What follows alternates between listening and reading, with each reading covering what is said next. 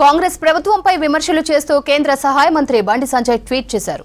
కాంగ్రెస్ అధికారంలోకి వచ్చి 18 నెలలవుతున్నా ఏం అభివృద్ధి చేయలేదన్నారు. కేవలం పేర్లు మాత్రమే మార్పు చేస్తూ పాలన చేస్తుందంటూ ట్వీట్ చేశారు. యూనివర్సిటీలు, ఆసుపత్రులు, సాగునీటి ప్రాజెక్టులు, అవార్డులు, ఫ్లైఓవర్ల పేర్లే మార్చిందన్నారు.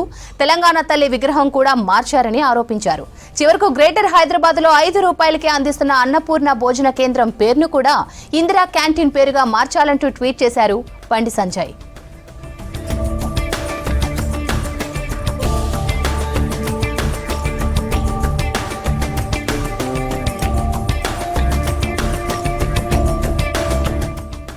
కాంగ్రెస్ ప్రభుత్వంపై విమర్శలు చేస్తూ కేంద్ర సహాయ మంత్రి బండి సంజయ్ ట్వీట్ చేశారు. కాంగ్రెస్ అధికారంలోకి వచ్చి 18 నెలలవుతున్నా ఏం అభివృద్ధి చేయలేదన్నారు. కేవలం పేర్లు మాత్రమే మార్పు చేస్తూ పాలన చేస్తోందంటూ ట్వీట్ చేశారు.